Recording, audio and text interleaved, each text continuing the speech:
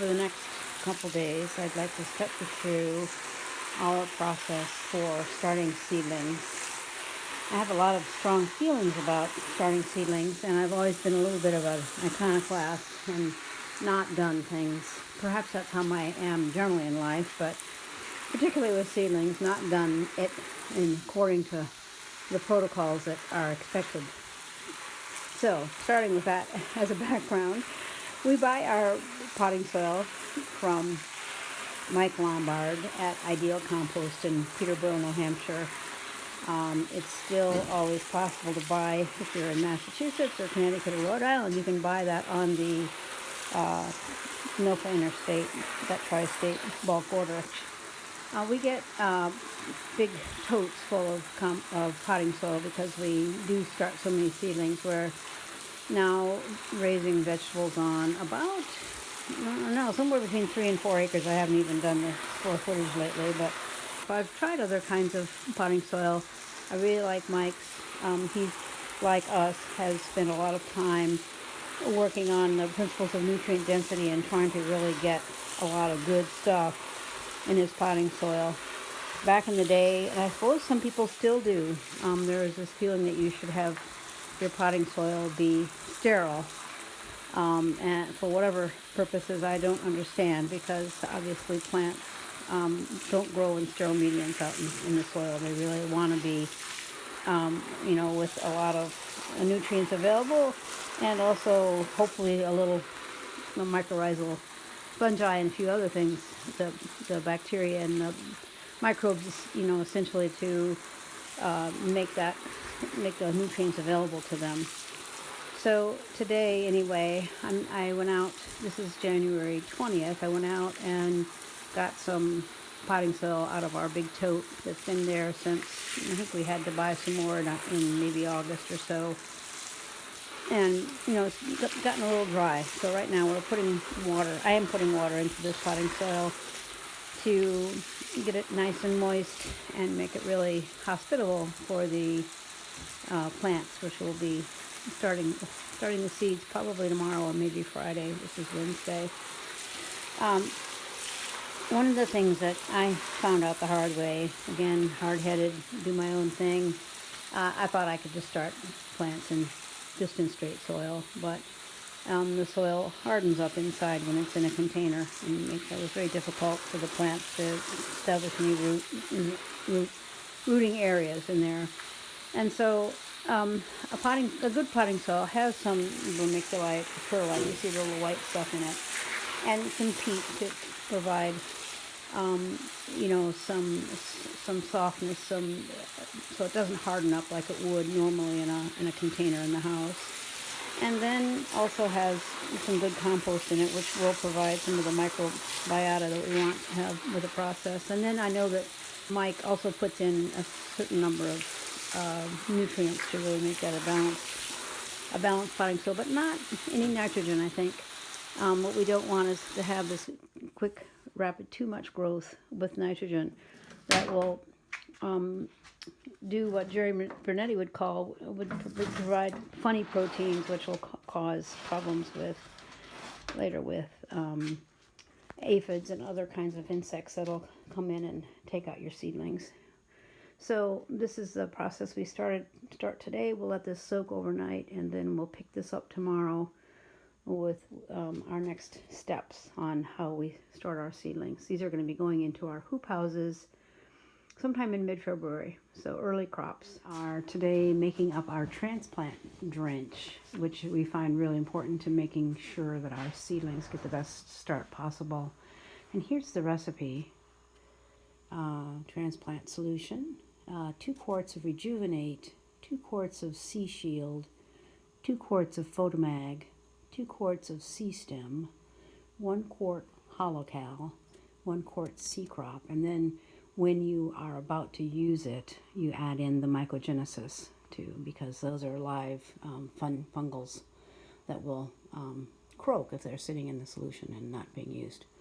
So the Holocal is this one here that has the important features of having calcium and boron in it. Photomag is an important one for it means photosynthesis magnification, and what it has in it is magnesium, sulfur, boron, cobalt, and molybdenum. C crop is sea minerals, essentially, which will give you a nice set of traces. C stem is essentially kelp, seaweed.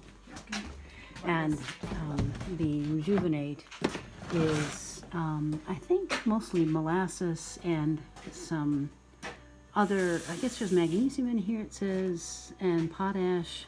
Mostly it just really jump-starts the system.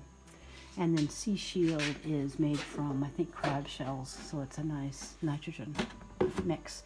So we put all these together, and very simply, we just mix all this stuff together in one of these bottles. And then when we need some of the transplant solution, we'll put what we fondly refer to as a glug into into our watering can, and then away we go. A lot of the success in being able to use all these crazy minerals and such in liquids all together, and having it be able to do it when you're so busy, is to make up these recipes in advance. So as you can see, we just take that recipe right on the front of the old Rejuvenate bottle, and we'll have it there. And then so when we run out in the future, someone can come in and just refill that jug with this recipe, which comes nicely to 2.5 gallons actually. And we're ready to go again, and we don't have to spend so much time, because we do have a lot of stuff that we choose from. You see some more of our choices of things we put into the mixes, and it could take a long time and could seem overwhelming, especially when you're busy trying to do so many millions of other things in the summertime. These are our 10 by 20 trays that we start all of our seedlings in. We don't use the bottom tray, you know. Yeah, what are the ones we don't use? We don't use the cell trays. We just have found over the years that they dry out and they don't seem to have enough soil in them.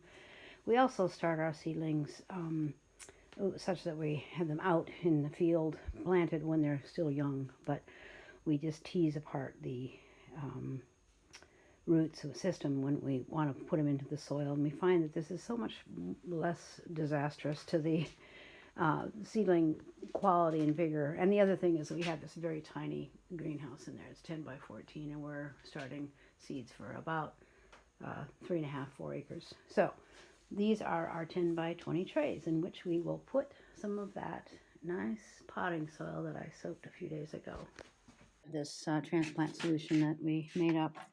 And there's the glug. That's good, Claire, because remember it's pretty intense, this batch.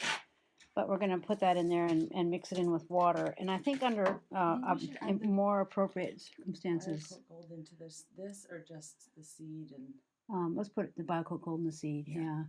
I think in the ideal circumstances, we're going to try to get a handle on our use of rainwater, or getting an RO, reverse osmosis, hookup for some of our hoses, because our water is very hard, and we've really learned that we'll have much better results with our nutrient uptake if we use water that's more natural, like rainwater is.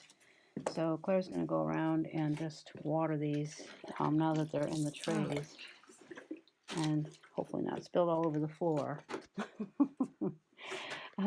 Just get them all really soaked up well.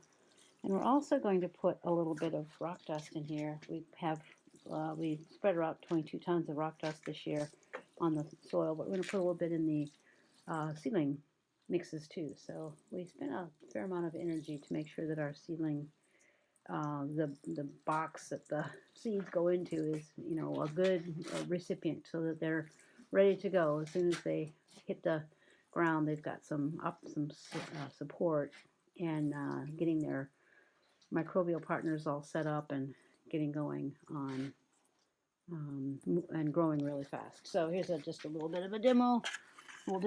This rock dust we forgot to bring in from the barn this morning, so it's a little bit frozen yet, but we'll just throw a little bit more of that on there, which is the dust from basalt rock, which is a parent rock in this part of the world.